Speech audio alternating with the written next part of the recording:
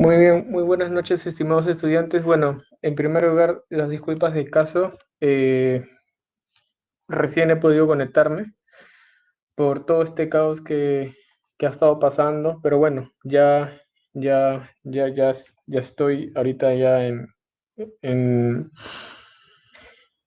mi casa, así que ya de una vez para comenzar a avanzar con los temas pendientes de esta clase de hoy. No vamos a tratar de avanzar lo más rápido posible porque seguramente ustedes tienen clase o algo más tarde, entonces tampoco quiero chocar con sus horarios, ¿no? Bien, a ver, el día de hoy vamos a desarrollar el tema de sifones, que básicamente es otra estructura hidráulica, ¿no? En este caso que va a tener que ser también proyectada en el trabajo final. Entonces vamos a avanzar el día de hoy, vamos a ver cuáles son los criterios de diseño a tomar en cuenta para poder diseñar un sifón y finalmente vamos a ver un ejercicio aplicativo del mismo. ¿Ok? Eh, Antes de continuar, quisiera saber si hay alguna pregunta o alguna duda referente a los avances del trabajo, ¿no? ¿O todo está claro?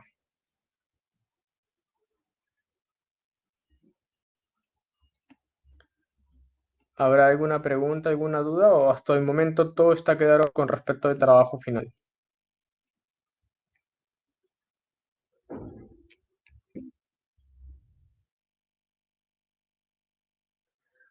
¿Cómo?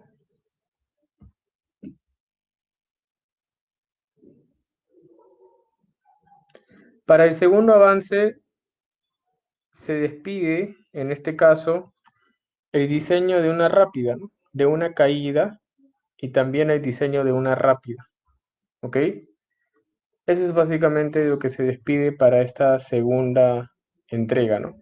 Nosotros hasta el momento ya sabemos cuáles son los criterios a tomar en cuenta para el diseño de una caída y también de la misma forma para una rápida. Justamente la semana pasada hicimos un ejercicio aplicativo del diseño de una rápida, ¿no? Entonces, básicamente eso es lo que involucra este segundo avance, ¿no? El diseño de la caída y el diseño de la rápida, ¿no? Obviamente, para que ustedes diseñen su caída y su rápida, ya debieron haber diseñado su canal principal, ¿no? Se supone que ustedes tienen un canal principal que es un canal trapezoidal, en este caso, ¿no? Y a partir de esa proyección de ese canal principal van a comenzar ustedes a proyectar todas las estructuras hidráulicas a tomar en cuenta, ¿no? Entonces, para ello, ¿no? Recuerden y revisen, por favor, los lineamientos que se les ha enviado desde el mes de abril, ¿no? Ahorita lo vamos a abrir, pero para hacerles recordar, para poder proyectar justamente tanto sus caídas como sus rápidas, tienen que tener en cuenta la información que se les está brindando, ¿no? Aquí se dice lo siguiente, ¿no? Se dice que el trazo de la subrasante de canal a proyectar, ¿no? Bueno, esta parte ya lo hicieron, ¿no? Debe de trazarse tres rutas tentativas. Ya cada grupo, en este caso, mandó sus tres rutas tentativas. A cada grupo ya se le respondió sobre cuál es la ruta con la cual deben haber estado trabajando, ¿no? Se les ha enviado con qué caudal también deben haber estado trabajando, ¿no? Y en este caso, ¿no? Y en este caso yo he procurado de que las secciones o los tramos con los cuales ustedes van a trabajar exista una variación dependiente, ¿no? ¿Por qué una variación dependiente? Porque ustedes tienen que proyectar estructuras hidráulicas en todo el recorrido de su canal, ¿no? Se presenta que el canal principal debe tener una pendiente que puede variar entre 0 y 2,5%, ¿no?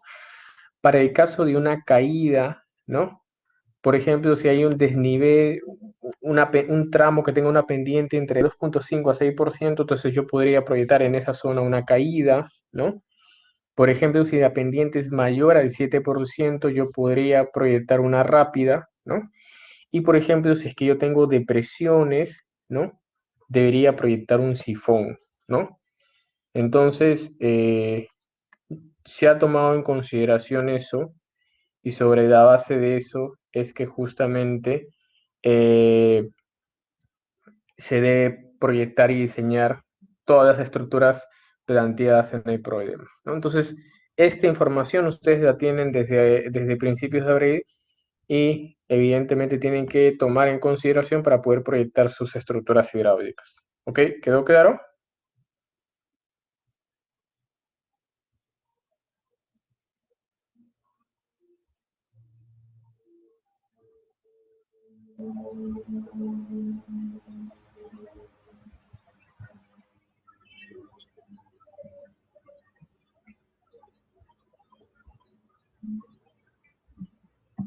¿Quedó claro alguna pregunta?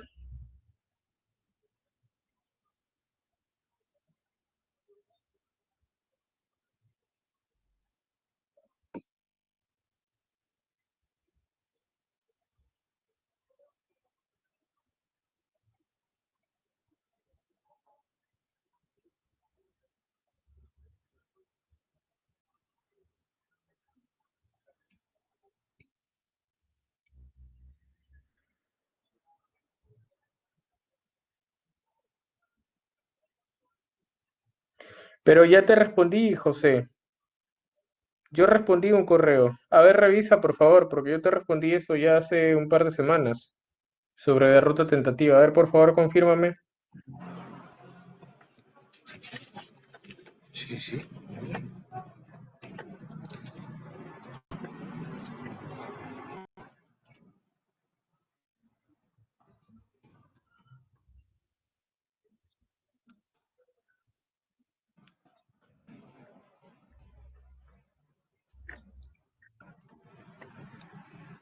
Ojo, en todo caso ahí hay que chequear ya, porque yo ya respondí todos los correos y todas las rutas tentativas de todos los grupos, ¿no?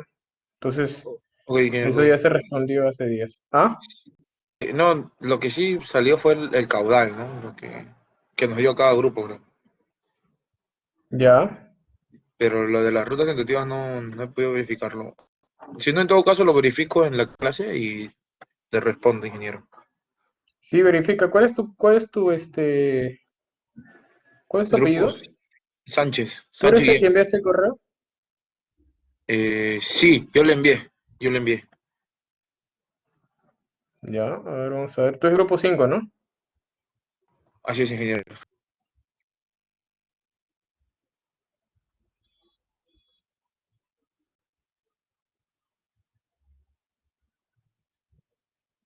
Sí, acá está. Te Sí, envié, sí, ingeniero, sí, ya lo acabo de ver, sí. te Ya. respondí la semana pasada. Sí, sí, sí, estoy bien, ingeniero. Ya, ok. Ok, listo. Muy bien, a ver, vamos a continuar. A ver, ¿no? Entonces, como les estaba comentando, el día de hoy vamos a ver los criterios de diseño para un sifón, ¿no? En primer lugar, hay que definir qué cosa es un sifón y en función a ello, ¿no? Ir, en este caso, eh, viendo la forma de poder proyectar eso, ¿no?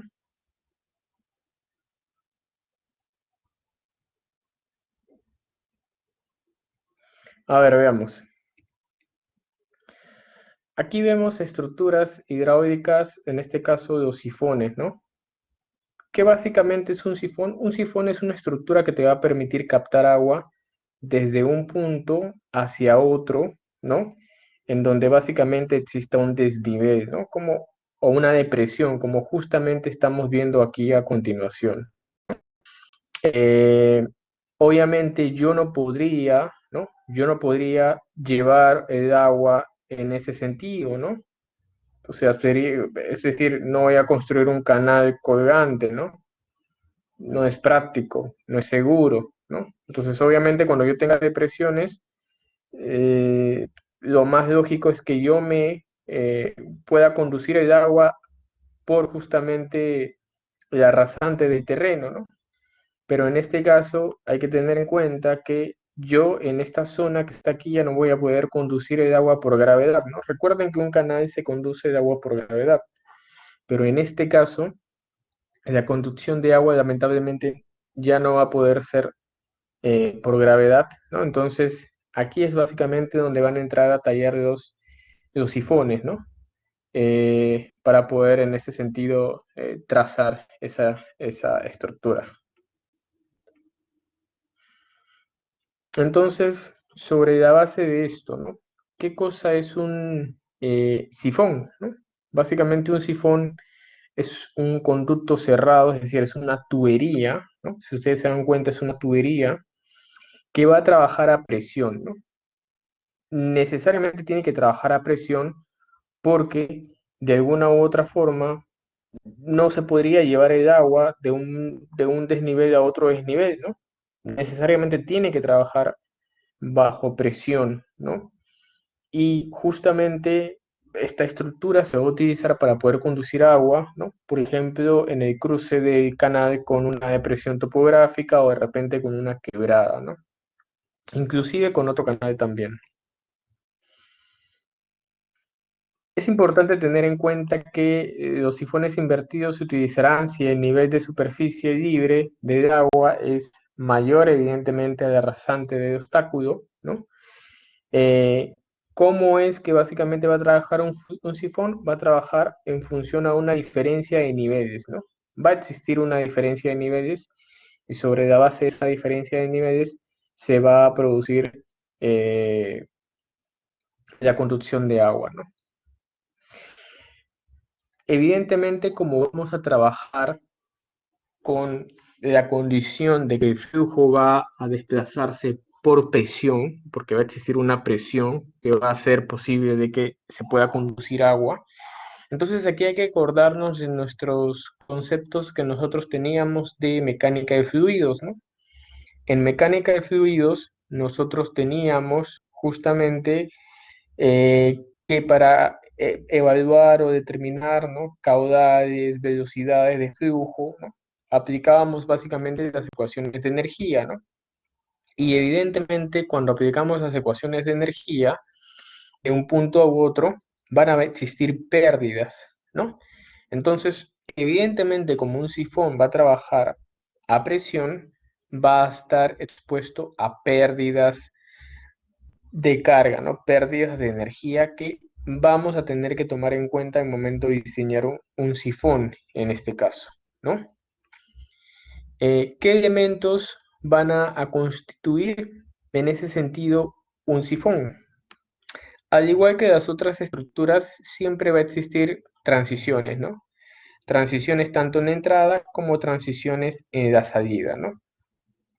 Es importante tener en cuenta que se hace necesario construir una transición tanto de entrada como de salida para poder garantizar de que el flujo va a pasar gradualmente, ¿no? Es decir, el paso de flujo se va a dar de forma gradual y con ello evitar justamente que se produzcan tramos de altas velocidades que podrían afectar a la estructura, ¿no? Entonces, tener en cuenta lo siguiente, que vamos a tener transiciones tanto en entrada como transición en la salida, ¿no? Eh, Porque evidentemente la sección va a variar, va a cambiar, ¿no? Yo voy a tener mi canal seguramente trapezoidal y de ahí de ese canal trapezoidal voy a tener que pasar a una sección circular, ¿no? Porque es básicamente una tubería, ¿no? Entonces, evidentemente, tiene que existir una transición entre esa intersección, ¿no? Es importante tener en cuenta que esta práctica se hace mínima, ¿no? Para poder evitar que ingrese aire, ¿no? Porque, como ustedes sabrán también, ¿no? Cuando existe flujo que ingresa a alta presión, cabe la posibilidad de que ingrese aire y ese aire puede originar cavidades, ¿no? Lo que conocíamos comúnmente como cavitación y que seguramente lo vieron ustedes en su curso de mecánica de fluidos. Una vez que yo tengo mi canal y luego paso por una zona de transición en entrada, para el ingreso de flujo de agua hacia la tubería, va a tener que ingresar a través de una rejilla, ¿no? Entonces va a tener que existir una rejilla. ¿Por qué? Porque obviamente por un canal no necesariamente va a pasar agua, ¿no? va a pasar de repente algún material granular, de repente algunos desperdicios. Entonces, obviamente, si el flujo va a pasar a través de una tubería, yo tengo que garantizar de que pase directamente agua porque esta tubería se podría de alguna u otra forma obstruir, ¿no? Si es que de repente pasan desperdicios en alguno de estos casos, ¿no? Entonces es importante tener en cuenta esto, ¿no? Que la rejilla de entrada, ¿no? Generalmente en este caso va a tener una configuración por varillas de acero, ¿no? De 3/8 de diámetro, ¿no? O en todo caso varillas cuadradas, ¿no? De 0,95 por 0,95 centímetros cuadrados, ¿no? Colocados cada 10 centímetros y soldados a un marco de 2,54 por 1,27 centímetros, ¿no? Entonces, como se ha repetido hace un momento, ¿no? El fin de colocar estas rejillas es evitar de que pueda pasar desperdicios, basura, ¿no? Etcétera. Y obviamente también evitar de que la tubería se pueda obstruir. Una vez que el agua ingresa a través de estas tuberías evidentemente son un elemento de un sifón, ¿no? En este caso, son tuberías que van a trabajar a presión, ¿no? Van a trabajar a presión. El flujo va a trabajar a alta presión para garantizar de que se pueda llevar de un punto hacia otro punto, ¿ok? Eh, en general, ¿no? Para el tema de costos de mantenimiento, en este caso de estas tuberías, ¿no? Es importante tener en cuenta de que estas tuberías tienen que estar bien ancladas al terreno, ¿no? Como el flujo va a pasar a alta presión, seguramente esas tuberías van a estar en constante vibración, movimiento, entonces hay que garantizar de que eh, se encuentren o presenten un correcto anclaje, ¿no? Para evitar justamente pérdidas de material, por ejemplo, o en algunos casos procesos de erosión, ¿no? Por si también no hay un buen diseño, ¿no? de estos mismos, ¿no? Entonces, importantísimo tener en cuenta lo siguiente, ¿no? El proceso constructivo de una tubería que se va a colocar en ese sentido en estos puntos, ¿no? Entonces, ojo que es importante señalar esto.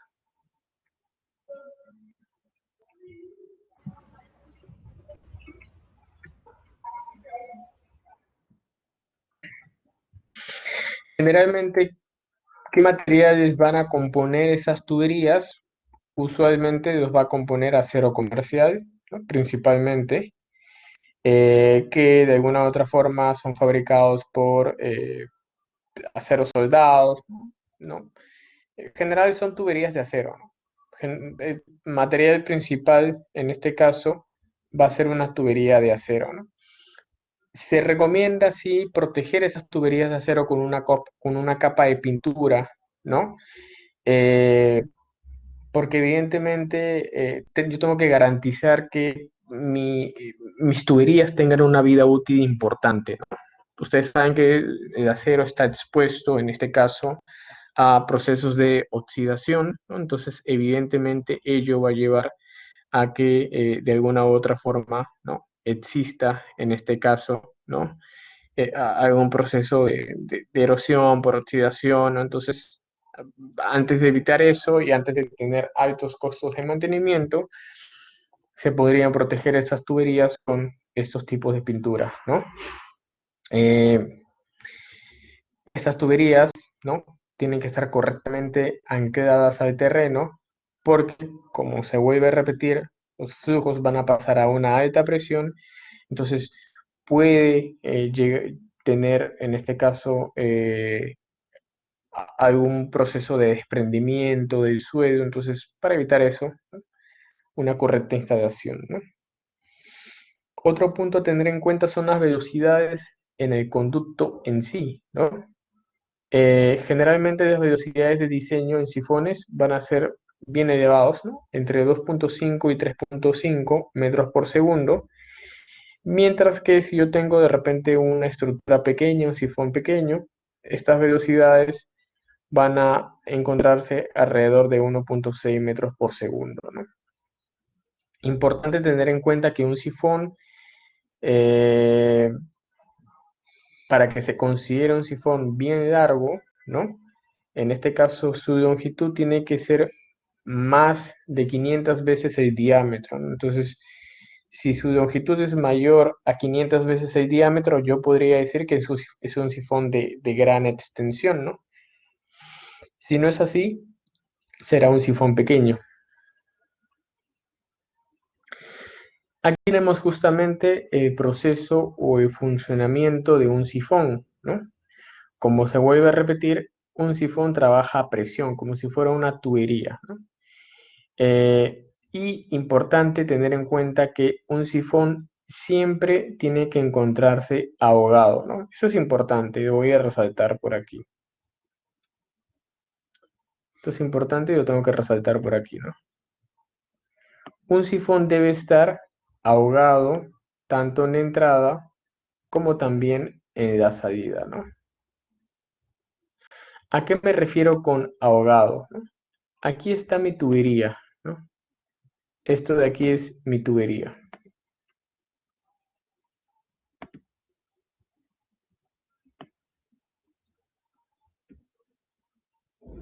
Aquí está mi tubería. Ahí. Entonces, en este caso, yo debo de garantizar de que por esta tubería pase agua, ¿no? Yo debo evitar en lo posible que pase aire, porque ¿qué sucede si pasa aire? ¿No? Si pasa aire, como lo vuelvo a repetir, se van a generar cavidades y como el flujo va a pasar a una gran velocidad, estas cavidades van a poder explotar y van a generar este proceso llamado cavitación que en un corto plazo no se va a notar, pero en un largo plazo van a generar procesos de deterioro de material, ¿no? Entonces lo que se quiere evitar principalmente es eso, ¿no? ¿Cómo garantizo de que el flujo que pase por este sifón sea solamente agua? Que básicamente en la zona de entrada, ¿no? Toda esa zona de entrada, toda esa tubería esté ahogada, como lo podemos ver aquí, ¿no? Este es mi nivel de agua, ¿no? Y este que es mi nivel de agua, ¿no? Debe estar por encima de la zona de entrada de la tubería, ¿no? Entonces, eso me va a garantizar que el flujo que viene en ese sentido, ¿no?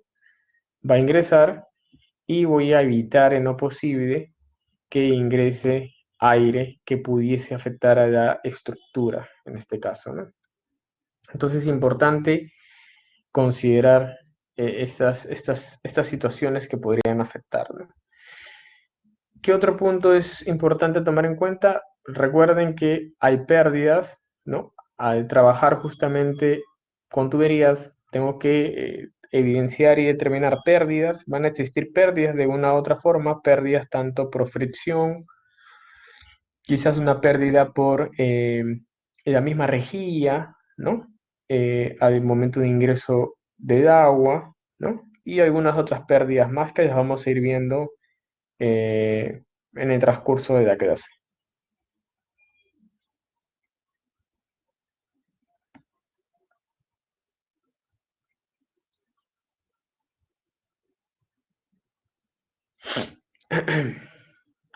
A ver,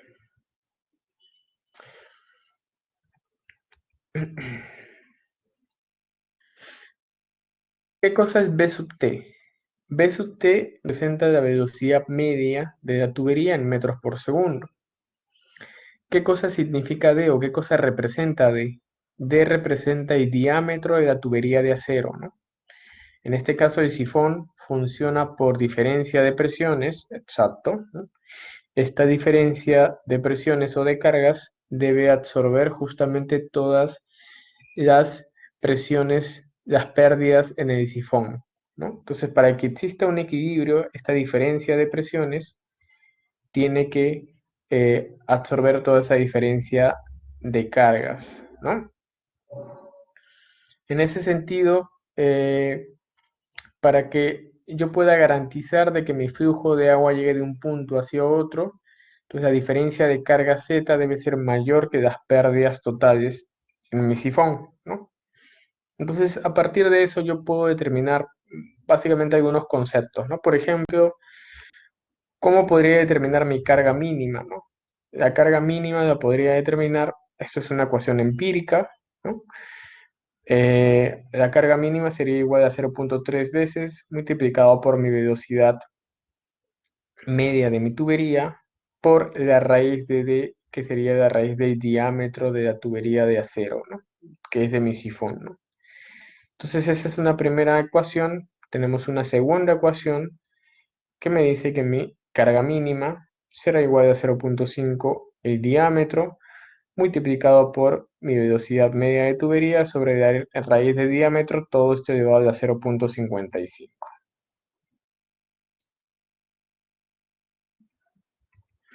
Finalmente, el último elemento, ¿no? de mi sifón es una válvula de purga, ¿no? Me parece que por aquí tengo una foto. No, vamos a ver por aquí.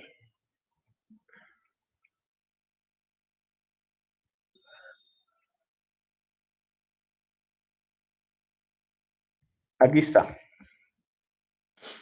Esta zona que está aquí es una zona de purga, ¿no?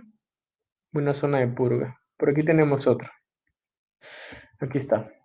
Esta zona que está aquí es una zona de purga, ¿no? ¿Para qué sirve una válvula de purga?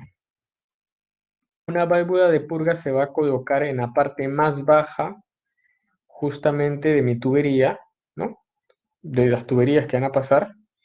Y lo que me va a permitir justamente realizar esta válvula de purga es poder evacuar el agua que se quede almacenada, ¿no? en el conducto cuando de alguna u otra forma el sifón se va a obstruir, ¿no? Y evidentemente, si imagínense, ¿no? Yo estoy tratando de trasladar agua de un punto hacia otro y mi sifón se obstruye, ¿no? Entonces diré que algo o de alguna u otra forma necesita mantenimiento, de repente eh, hay una gran cantidad de sedimentos que está depositada en la parte más inferior, entonces obviamente yo no voy a desmontar toda mi tubería, ¿no? Entonces, para ello, en mi diseño he considerado una válvula de purga que justamente, como hemos visto en las imágenes, me permitiría poder extraer o desalojar una gran cantidad de lodos que pudiese encontrarse acumulado, ¿no? Limpiar, reparar, ¿no? Básicamente para eso me va a servir mi válvula de purga, ¿no? Para garantizar de que el flujo a través de ese sifón no tenga ningún percance en ese sentido, ¿no? Como lo podemos observar aquí, ¿no? ¿No? Aquí está. Me parece que esta imagen está mejor, ¿no? Aquí, ¿no? Entonces, en esta zona yo voy a tratar de hacer una especie de mantenimiento, garantizando justamente de que eh, el flujo que pase a través de esta tubería que trabaja a presión tenga el mismo rendimiento de principio a fin, ¿no?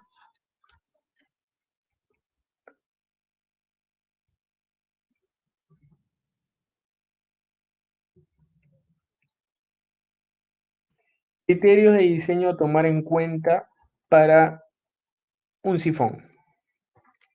En primer lugar, las velocidades que van a pasar a través del sifón tienen que fluctuar entre 1 a 3 metros por segundo con el objetivo, ¿no? Con el objetivo de prevenir la sedimentación, ¿no? ¿Qué sucede si el flujo pasa a una menor velocidad? Eso podría generar que, en este caso, las partículas en suspensión con las cuales se transporta el agua se vayan depositando en la parte de abajo, ¿no? Entonces, yo quiero evitar eso, ¿no? Porque si sucede eso, poco a poco el sifón va a ir perdiendo un rendimiento porque no se está garantizando la conducción de agua de principio a fin, ¿no? Entonces, Para evitar eso, las velocidades tienen que fluctuar entre 1 a 3, ¿no? A ver, por ejemplo, en este caso, ¿no? Eh, para establecer de alguna u otra forma un valor de velocidad en función a las características del sifón, ¿no? Por ejemplo, velocidades no mayores a 1 metro por segundo, principalmente en sifones que son cortos, con transiciones de tierra, ¿no?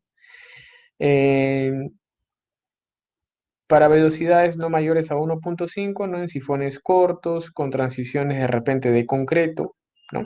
Que es más resistente, entonces la velocidad puede ser mayor.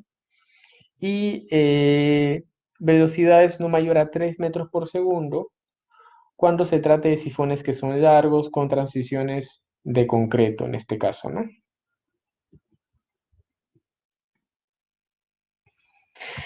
Recuerden nuevamente, ¿no? Que los sifones van a trabajar a presión, ¿no? Es importante tener en cuenta, ¿no? Los sifones trabajan a presión. ¿Qué otra consideración hay que tener en cuenta? Que la zona de entrada es una zona de entrada ahogada, ¿no? Porque justamente yo voy a evitar de que ingrese aire. Entonces, para evitar que ingrese aire, tengo que tener una condición de ahogamiento, como se menciona aquí, ¿no? ¿Cómo podría considerar esta condición de ahogamiento, ¿no? Ustedes observan aquí justamente eh, el diagrama de croquis de un sifón para tener la consideración de ahogamiento. Entonces, yo tengo por aquí el diámetro de mi tubería, por aquí tengo la altura vertical de entrada hacia mi tubería y por aquí ya tengo la altura total, ¿no? De mi flujo de agua, ¿no?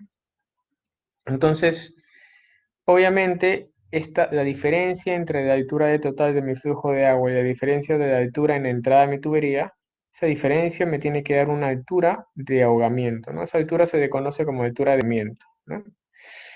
Entonces, si yo quiero considerar un valor de ahogamiento, yo sé que este valor de ahogamiento se podría determinar como H mayúscula menos H minúscula, todo esto sobre H mayúscula por 100, ¿no? Entonces, ¿por qué determino esto? Porque de acuerdo al criterio de diseño, mi zona de ahogamiento tiene que encontrarse entre un 10 y un 50%, ¿no? Un 10 y un 50% de variación con respecto a la altura de proyección de mi tubo. Entonces, para garantizar eso, ¿no? Puedo optar por esta expresión, ¿no? Que H mayúscula, que sería la altura de mi nivel de agua, aguas arriba de mi sifón, y H minúscula sería en este caso la altura vertical de la entrada de mi sifón, ¿no? Entonces tengo que garantizar justamente esa condición de ahogamiento, ¿no? Que tiene que encontrarse por lo menos en un 10% y como máximo en un 50%, ¿no? Podría ser más del 50%, pero ya no tendría sentido, ¿no? Sería una pérdida de dinero, ¿no? Entonces, de entrada, ¿no? En el borde superior del sifón se debe estar ahogado, ¿no? Un valor mínimo, si lo queremos manejar así, un valor mínimo de 0.15 metros o en todo caso 1.5 HB. ¿No? ¿Qué cosa es HB? HB es una pérdida de carga en la entrada, ¿no? Entonces aquí ya vamos viendo cómo ir determinando cada una de las pérdidas que van a tener que encontrarse en un sifón. Nosotros sabemos que una pérdida, esa sería como una especie de pérdida por accesorio. Entonces nosotros sabemos que una pérdida por accesorio se mide como una velocidad al cuadrado sobre 2G por una altura, ¿no? Un valor de K, ¿no? En este caso el valor de K va a ser 1.5, ¿no? Entonces, el primer criterio es la condición de ahogamiento que tiene que encontrarse entre 10 y el 50% o en todo caso, ¿no? 1.5 veces la pérdida de carga en la entrada. De esa forma también podríamos considerarlo, ¿no? Nuevamente aquí se resalta que se debe colocar rejas en la entrada para poder evitar que ingresen materiales flotantes. De repente, o sea, por un canal, créanme que puede pasar de todo, ¿no? Animales muertos, de repente alguien sufrió un accidente y puede, un cuerpo puede pasar por ahí. Obviamente eso va a obstruir la tubería, ¿no? Entonces, para eso justamente se colocan estas rejillas, ¿no? Importante tener en cuenta que esto se debe limpiar de forma periódica para evitar la pérdida de carga.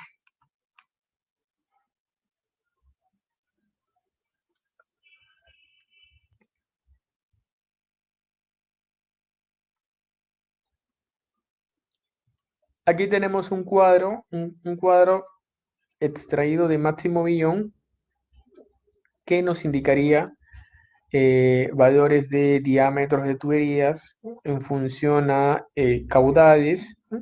Y en función también a velocidades para distintos tipos de estructuras, ¿no? Una estructura de una transición de tierra, una transición de concreto, ¿no? Entonces, dependiendo de ello, valores de diámetros a tomar en cuenta para mi diseño, ¿no? Entonces, esa tabla me podría ser de gran ayuda, ¿no?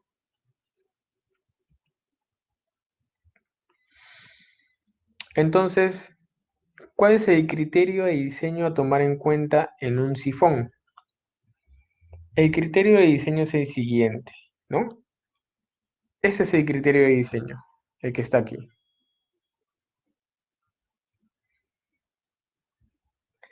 Que la diferencia de energía sea mayor o igual a 1.1 HT.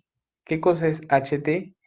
HT es la pérdida de carga total, ¿no? HT es la pérdida de carga total.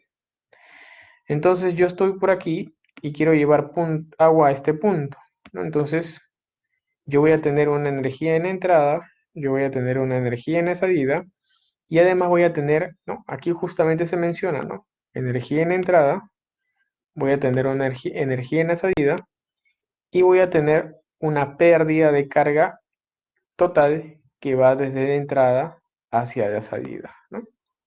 Entonces yo tengo esa condición, ¿ok? Tengo esa condición. Entonces yo tengo que garantizar que esa diferencia de energías sea por lo menos mayor o igual a 1.1 veces la pérdida de carga total, ¿no? Entonces, si yo garantizo eso bajo las dimensiones que yo evalúe, ¿no? Habré diseñado correctamente mi sifón, ¿no? Entonces, un sifón en general funciona por diferencia de cargas, ¿no? Diferencias de energía, ¿no? Y obviamente, justamente esta diferencia de energía debe absorber todas las pérdidas que van a encontrarse en un sifón, ¿no? Entonces, por lo general, ¿no? Para verificar esa condición, ¿no? La pérdida total, en este caso, ¿no? Se debe verificar que la pérdida total calculada se incremente en un 10% por razones de seguridad, ¿no? Es decir, lo que debería pasar es que esta diferencia de energías tiene que ser mayor o igual a la pérdida total, pero por un tema de factor de seguridad le ponemos un 10% más, ¿no? Entonces yo voy a tener aquí la ecuación general, ¿no? Por eso yo les dije que esto es básicamente mecánica de fluidos, ¿no? Tomando en cuenta un punto 6, ¿no? Yo sé que la energía en el punto 6 será igual a la energía en uno más una pérdida de carga de 6 a uno, ¿no? Y aquí planteamos las ecuaciones de energía, ¿no? Entrada, salida y una pérdida total, ¿no? Entonces, si las condiciones, las dimensiones sobre las cuales yo he proyectado mi sifón cumplen con esta condición, entonces mi sifón estará correctamente diseñado porque cumple con esas condiciones que estamos teniendo en cuenta.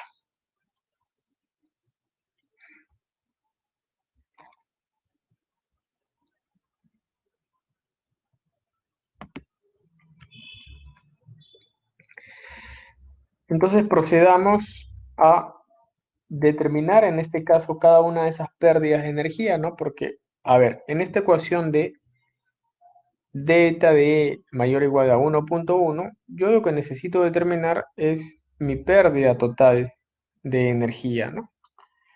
Porque esa diferencia de energías yo ya sé cómo determinarlo, ¿no? De acuerdo a las condiciones que hemos visto en mecánica de fluidos. ¿Cuáles son esas pérdidas que yo voy a encontrar desde la entrada hacia la salida del flujo de agua a través de ese sifón? Básicamente son todas estas las que mostramos a continuación, ¿no? Va a haber una pérdida por transición, ¿no? Va a haber una pérdida por transición, eso es importante. Pérdida por transición en la entrada, va a haber pérdidas por transición en la salida. Ahí está. ¿Qué más? ¿No? Va a haber, en este caso, pérdidas por cambio de sección, también va a existir. Aquí aplicaremos los criterios de Borda-Karnock. Va a haber una pérdida también por el ingreso a la rejilla, ¿no? Justamente el ingreso de flujo a la rejilla va a generar una pérdida. Van a haber pérdidas por algunos órganos de control o, en este caso, ¿no? Esos órganos de control serían de repente codos, válvulas de limpieza, entre otras cosas, ¿no? Serían básicamente accesorios, ¿no? Si lo queremos comparar con un sistema de tuberías, ¿no? Esas pérdidas por órganos de control son pérdidas que se van a dar en accesorios. Se puede dar de repente en un codo, ¿no? Entonces, porque evidentemente, ¿no? Si yo voy a proyectar, en este caso, mi sifón en ese sentido, entonces obviamente aquí tendré que colocar un codo por aquí, de repente por aquí voy a colocar una válvula, ¿no? Para hacer mi zona de purga. Entonces, el flujo cuando pase a través de estos accesorios va a experimentar una pérdida, ¿no? Entonces son las que también tenemos que evaluar y determinar, ¿no? ¿Cómo la determinamos? Como un valor de K, un coeficiente de K multiplicado por una altura de velocidad. ¿Qué más? ¿Qué otra pérdida podría haber? Una pérdida por el cambio de sección, ¿no? Pérdida por el cambio de sección y finalmente una pérdida por fricción, ¿no? Son básicamente las pérdidas que vamos a manejar en la evaluación de las pérdidas totales de energía. Principalmente son esas.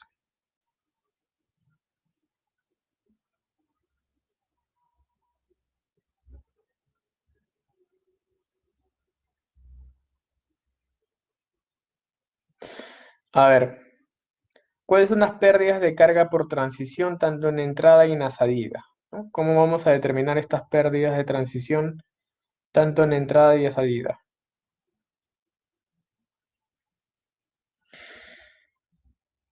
Se toma en cuenta lo siguiente. Para estas pérdidas por fricción tanto en la entrada y en la salida, ¿no? Se van a dar en este caso, ¿no? A través de estos coeficientes, ¿no? Un coeficiente CI de entrada y un coeficiente C sub 0 de salida, ¿no? Y estos coeficientes de transición, tanto en entrada como en la salida, van a depender del tipo de material que yo tenga, ya sea un material de concreto o un material de tierra. Entonces, en este caso, ¿no? Esas pérdidas, ¿no? de carga por transición se dan tanto en entrada como en la salida, ¿no? 0,4, 0,7 para el caso de concreto, 0,5, 1 para el caso de tierra.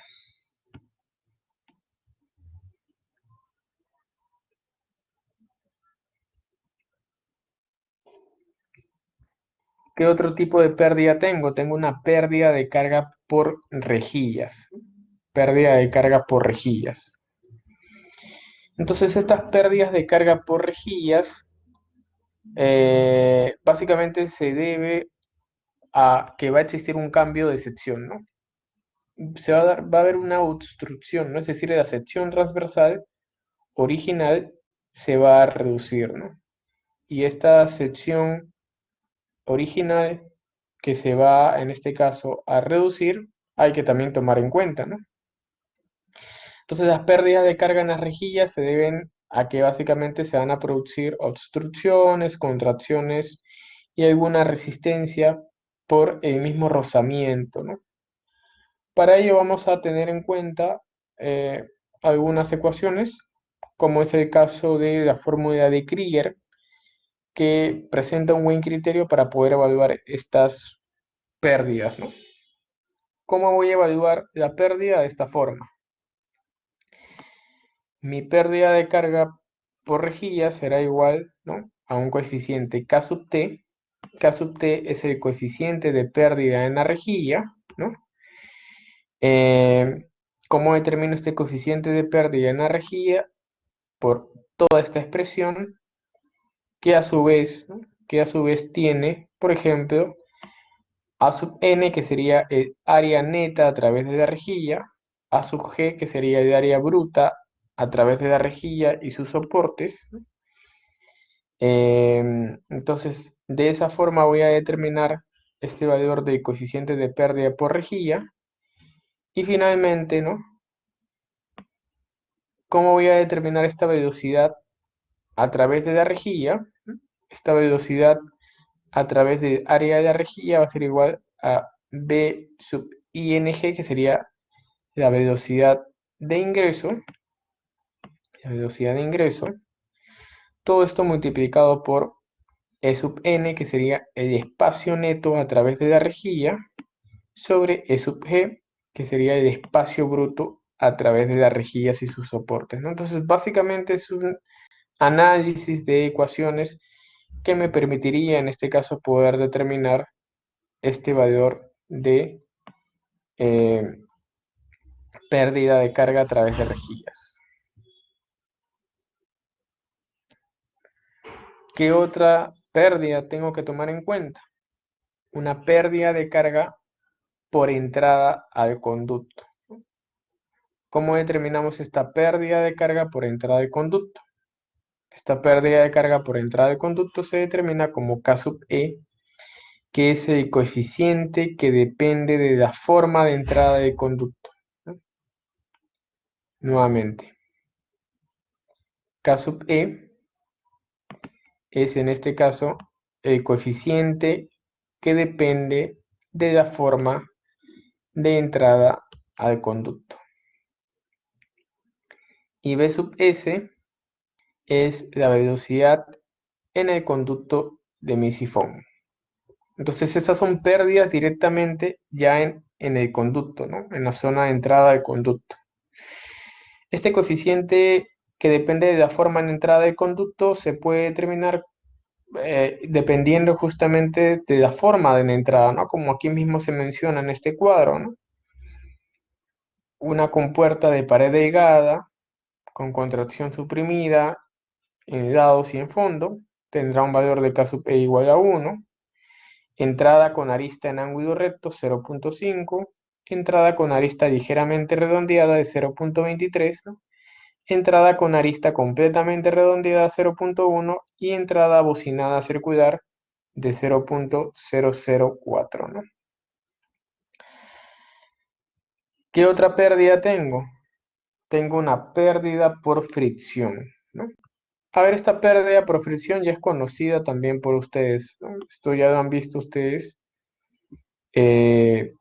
bastante claro en mecánica de fluidos, ¿no? Entonces, esta pérdida por fricción en el conducto se determina como F, que sería un factor de fricción, multiplicado por una longitud sobre el diámetro, todo esto por una velocidad al cuadrado sobre 2g.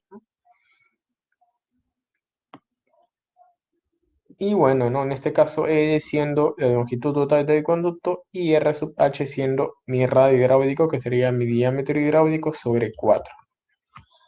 Entonces, esa es la forma de poder justamente evaluar y determinar estas condiciones.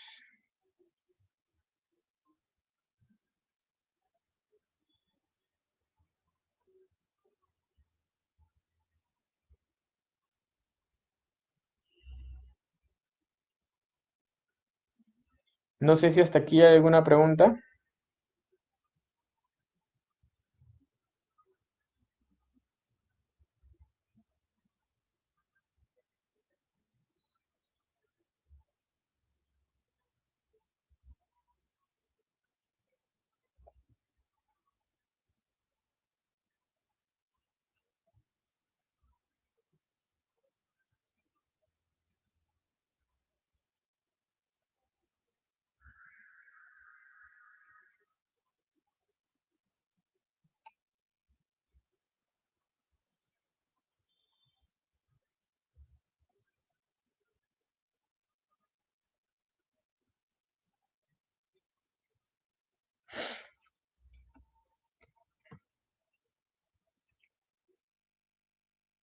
A ver, veamos.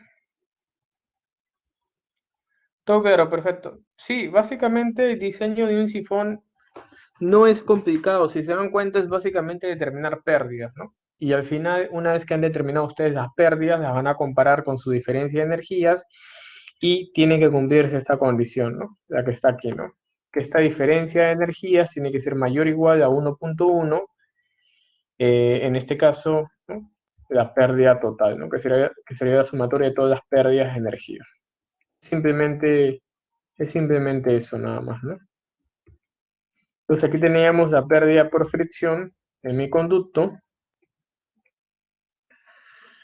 Hay otras pérdidas adicionales, como es el caso de la pérdida por el cambio de dirección, ¿no? Principalmente por, en este caso, los accesorios, ¿no? Si es que yo tengo codos, válvulas, etcétera. Entonces esta pérdida por el cambio de dirección se determinaría como K sub C, que sería un coeficiente para codos comunes de 0.25. Obviamente van a ver, eh, si yo tengo mi configuración de mi sifón de esta forma, lo pongo por aquí. Si yo tengo la configuración de mi sifón de esta forma, entonces obviamente irá un codo por aquí, uno por aquí, entonces ahí justamente se van a generar esta pérdida, ¿no? Pérdida por el cambio de dirección o de codos. A ver, ¿hay una pregunta? Ya, sí, ahorita vamos a volver nuevamente. Ahorita vamos a volver nuevamente a ese análisis.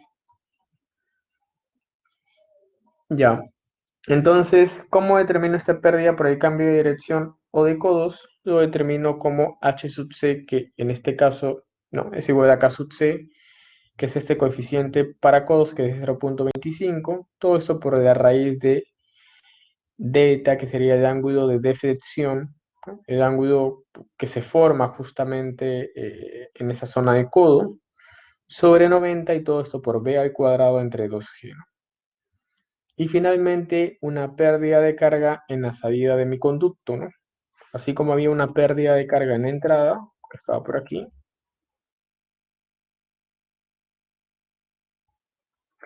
así como había una pérdida de carga en la entrada, también había una pérdida de carga en la salida de mi conducto, ¿no? Que está por aquí, ¿no?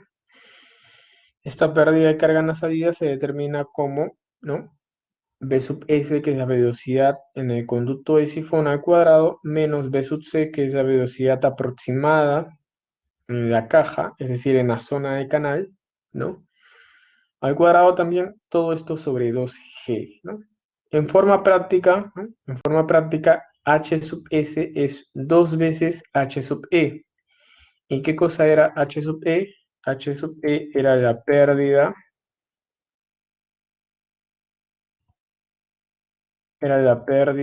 ¿no? Aquí está, la pérdida de carga en la entrada de mi conducto, ¿no? Entonces, si yo quiero determinar la pérdida de salida en mi conducto, lo podría determinar como 2 veces el valor de H sub E, o en todo caso aplicando esta expresión que está aquí, ¿no? Finalmente, esa sería mi croquis, ese sería mi croquis final, ¿no? Cómo justamente estaría involucrado, ¿no? Aquí tenemos la configuración de un sifón y cómo este sifón estaría involucrado básicamente en el análisis correspondiente, para el diseño de los mismos. A ver, su compañero me preguntó cuál es el criterio, ¿no? Vamos a repetir. Ese es el criterio que tienes que tomar en cuenta, ¿ya? Este que está aquí. Entonces el diseño de tu sifón tiene que cumplir esta condición. Tiene que cumplir que tu diferencia de energía, ¿no? Este valor de delta de E a que es igual, ¿no? Es la energía en la salida menos la energía en la entrada, esa es tu diferencia de energías, tiene que ser mayor o igual a 1.1 HT. HT es la carga total, ¿no? 1.1 la carga total en este caso, ¿no? Entonces, eso es lo que hay que considerar y hay que tomar en cuenta en el diseño de sifón, ¿no? Entonces, a ver, ustedes se preguntarán, profesor, pero ¿cómo sabré yo cuál es esta altura, ¿no? Esta altura que está aquí, ¿no? ¿Cuánto es esta distancia que está aquí, ¿no? Eso lo tienen que sacar ustedes de su topografía, ¿no? En primer lugar es eso, ¿no? Ustedes van a identificar en su canal, ¿no? Vamos a mejor poner una pizarrita por aquí.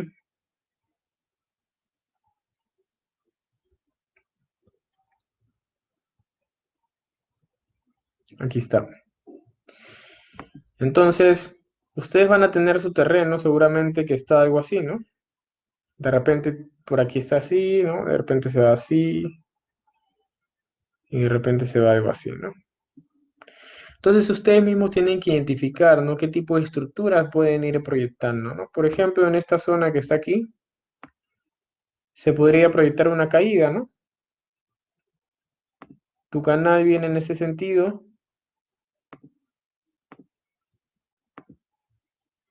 cerca de arrasante. Obviamente tu canal tiene que ir cerca de arrasante para evitar corte y relleno, ¿no? De repente en esta zona, como hay este desnivel, consideras una caída, ¿no? Luego por aquí ves un desnivel mayor, consideras una rápida. Luego tu canal continúa y de repente aquí ves una depresión. Entonces aprovechas esta depresión para poder colocar tu sifón, ¿no? Obviamente este sifón tendría que ir pegado a tu terreno, ¿no? Mayormente pegado al terreno para evitar nuevamente, como se dice, corte y relleno, ¿no? Entonces, es así básicamente como ustedes tienen que ir proyectando sus estructuras hidráulicas en su canal, ¿no? En su ruta, en este caso, asignada, ¿no? Y bueno, en este caso es por eso que se les ha dado toda la información, en este caso correspondiente, para que lo puedan proyectar y puedan justamente definir y elaborar, en este caso, ¿no? E incluir todas las estructuras hidráulicas en los mismos, ¿no? Eso es básicamente. No sé si hasta aquí habrá alguna pregunta.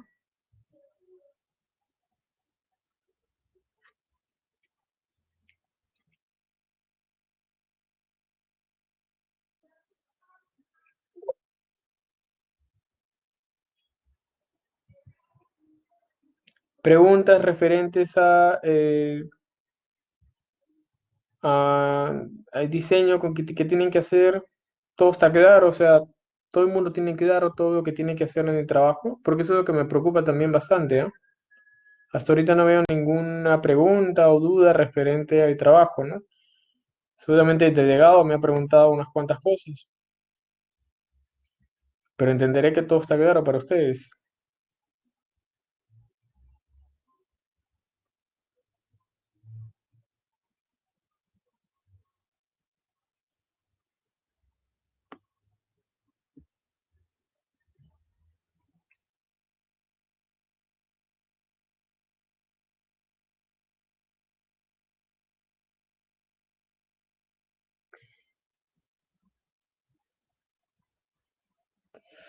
¿Esa línea es la subrasante?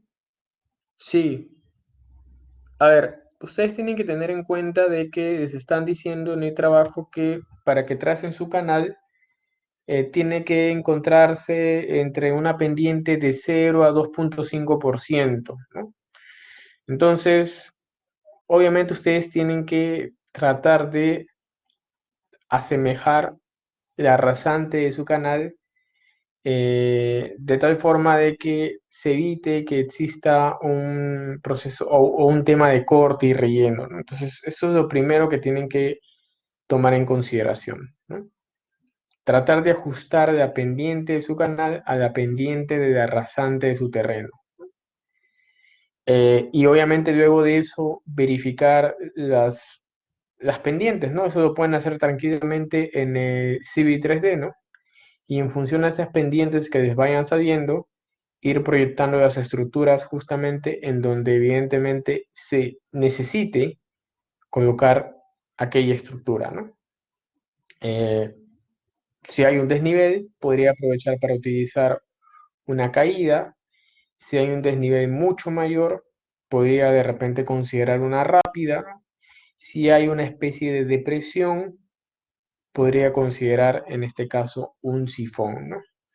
Recuerden que para cada una de estas estructuras es importante colocar estructuras también de transición, ¿no? Porque con ello yo voy a garantizar de que el flujo no sufra un cambio significativo. Entonces eso es importante. Para el trazo de la rasante es recomendable hacerlo al borde o puede hacer asumiendo un tirante debajo del terreno para evitar rellenos. No te entiendo, Marins. No te entendí. No, profesor, me refería a que para el trazo de la rasante yo me estaba guiando de un video en YouTube y ahí lo que hacía Ya, era, o sea, de la línea azul que vendría a ser como que el terreno, para el ya, trazo de la rasante era trazarla, digamos, asumiendo un tirante del canal que, digamos, 1,30 m y ya, asumiendo ese desnivel, digamos, comenzaba recién a trazar la rasante. Y yo lo estaba avanzando así.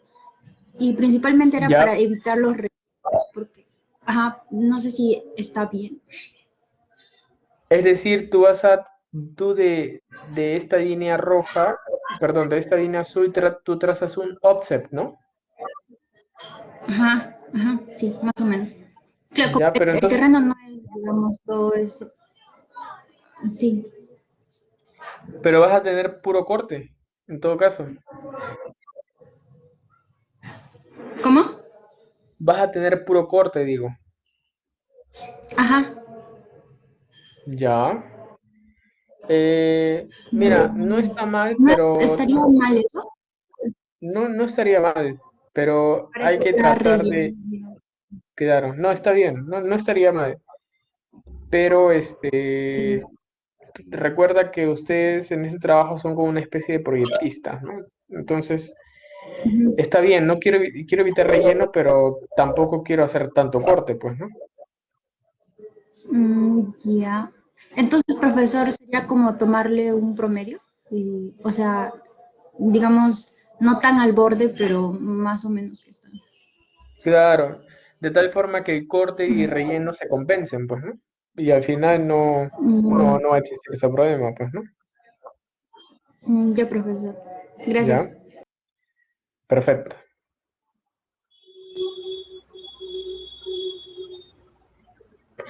A ver, Alex, si nos puedes mostrar tu idea de repente.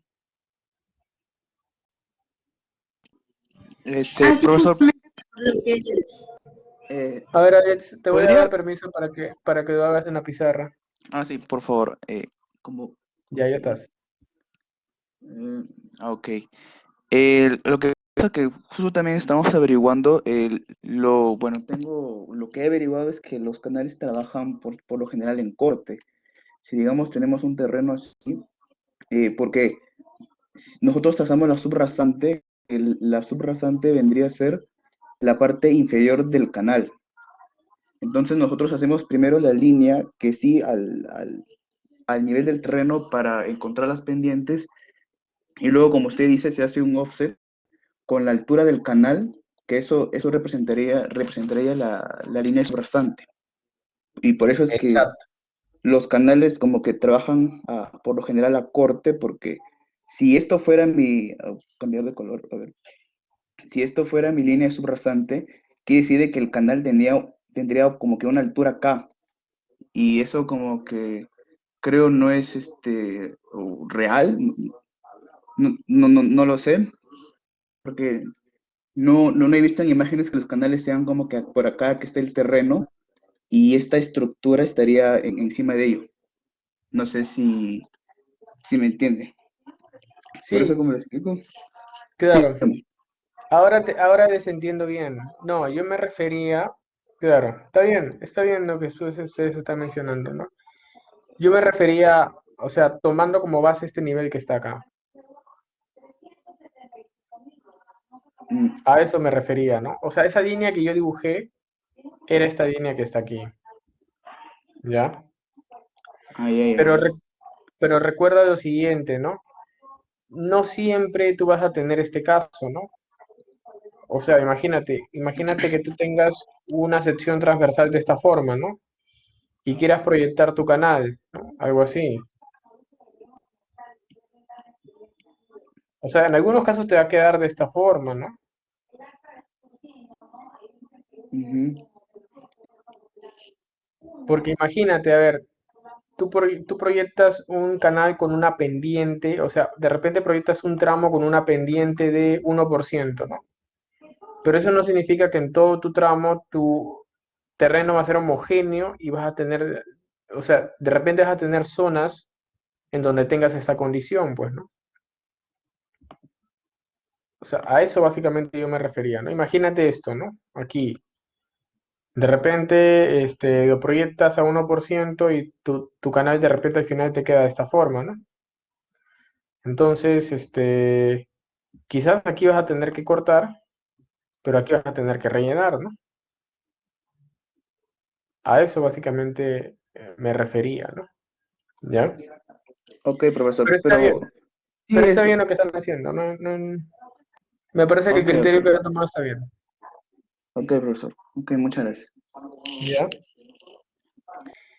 Igual recuerden que ustedes tienen que en este caso presentar sus secciones transversales en donde se proyecte el canal y también se puede observar el terreno natural, ¿no? Eso evidentemente que sí, ¿no? Y obviamente que no es que en todo el tramo de la pendiente del canal va a ser la misma, ¿no? Va a ir variando, porque se va a tener que ir acomodando, ¿no? Entonces ustedes tienen que ir viendo, ¿no? De repente en el tramo que se ha elegido, de repente van a tener que seccionarlo en 5 subtramos con diferentes pendientes para justamente ir ajustando todo eso a las condiciones del terreno y en función a ello poder trazar sus secciones de su canal, ¿ya? Pero sí, está bien el criterio que están haciendo. ¿Qué más? ¿Qué más? ¿Qué otra duda tienen respecto al avance?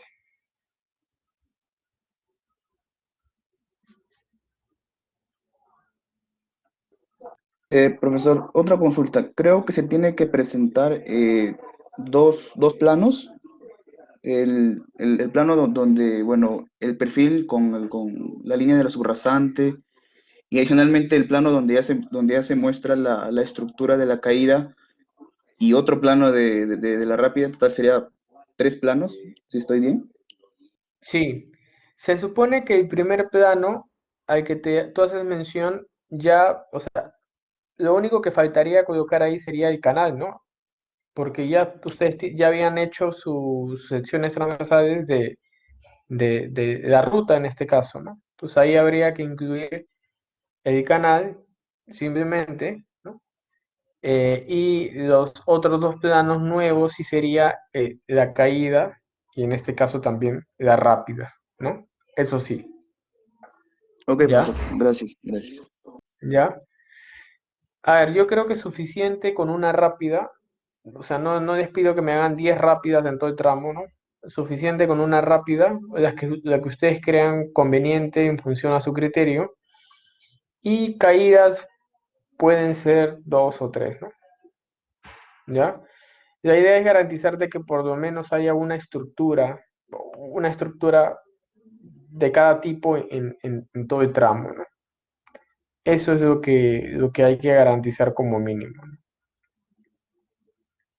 Que haya por lo menos una rápida, que haya por lo menos un sifón, no les voy a pedir que hagan dos sifones, ¿no? Que haya compuertas, también eso van a tener que proyectar. Y y bueno, el canal, pues, ¿no? Básicamente esas son las solicitudes que se están indicando. ¿Para cuándo yo les dije que envíen avance? No recuerdo. No sé si el delegado me puede hacer recordar.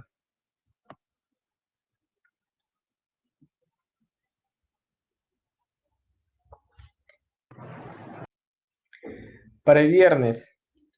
¿Sí lo tienen para el viernes? ¿O necesitan algún tiempo adicional?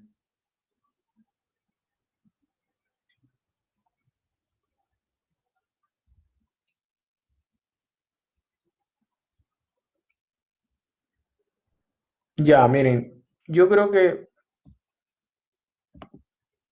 lo podemos presentar hasta el domingo. El domingo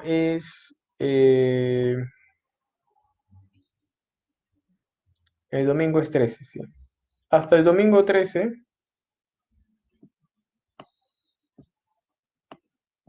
hasta las 10 de la noche, ¿no? Yo a partir de las 10 comienzo a chequear, pues, ¿no? El avance, ¿ya? Entonces yo creo que el domingo 13 de junio hasta las 10 p.m., para mí creo que es suficiente, ¿no? ¿Ya? Para que tengan tiempo y lo hagan bien, hagan un buen trabajo, ¿ya?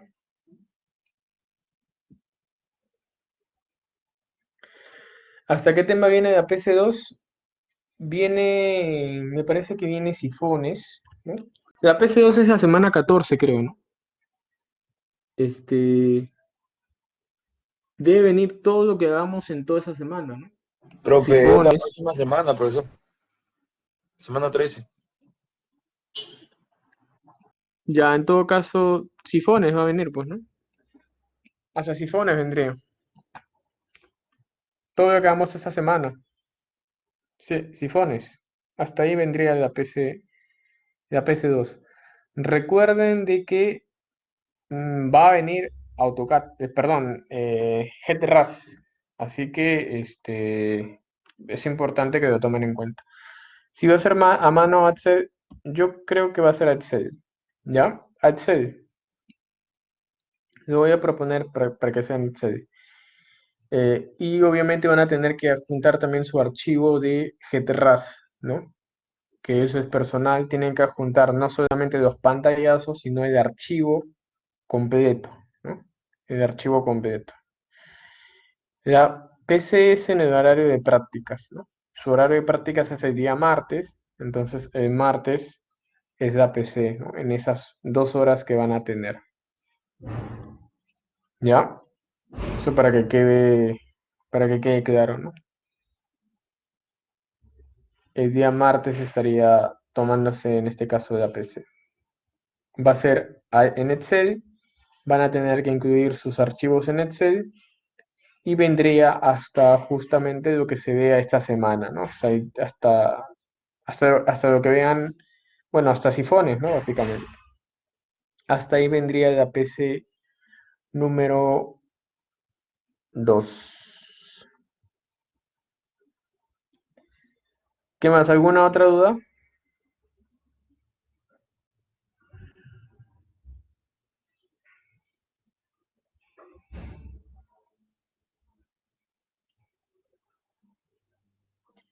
¿Ninguna? Todo claro, profe.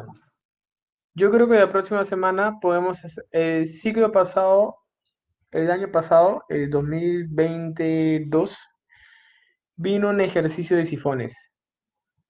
Creo que podemos hacer ese ejercicio la próxima semana para que de alguna u otra forma estén preparados para la práctica, ¿ya?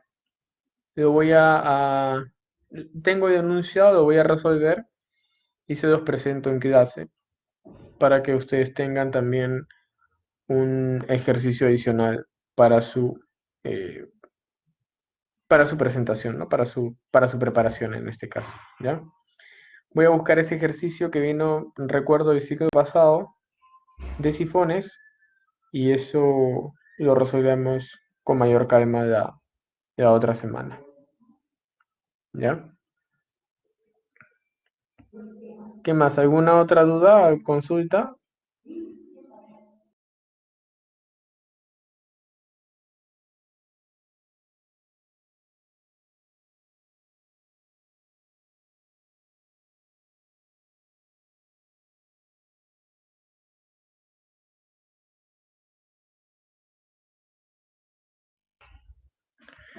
¿Ninguna? Bueno, Profesor se dime. presenta lo que sería el civil de lo que está pidiendo. No se presenta ni un informe o un Excel. Obviamente, pues no, ¿cómo vas a presentarme Ah, ok, o sea, ya, profe. cómo yo voy a saber que tu diseño está bien si no me haces un Excel, ¿no? Está bien, profe. Ya, para quedar claros, tienen que presentar su memoria de cálculo, ¿no? Que es básicamente un archivo en Excel en donde está tu diseño de tu caída y tu diseño de tu rápida, ¿ya? Y tienen que presentarme los planos de ese diseño, ¿no? Tanto de la caída como también de la rápida, ¿ok?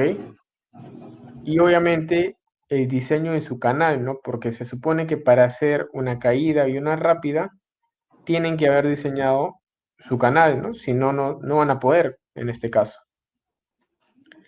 Eh, no les voy a solicitar el informe, pero aquellos que ya lo tienen lo pueden presentar para ir, en este caso, revisando ya el informe y dándoles un feedback respecto al informe, ¿no? De tal forma de que cuando ustedes presenten el trabajo final, ya tengan al menos una primera revisión, ¿no? No es obligatorio de informe, lo que se va a evaluar específicamente es el diseño, pero en todo caso, si ya lo tienen avanzado, lo presentan y procedo a revisar eso para que justamente tengan, como vuelvo a repetir, ya una primera revisión y sepan qué errores básicamente se están teniendo y que se podrían levantar en el camino antes de presentar el trabajo final. Entonces, les aconsejo eso, que en todo caso lo puedan hacer. ¿Ok? Muy bien, chicos. Bueno, nada, eso sería todo. Mis disculpas nuevamente por el retraso del día de hoy. Eh, espero que no vuelva a suceder. Y nada, ¿no? Conmigo es hasta la próxima semana. Hacemos el ejercicio de sifones y continuamos con el siguiente tema que es compuertas, ya que es básicamente ya uno de los últimos temas del curso. ¿Ok? Eso sería todo. Listo, muchas gracias.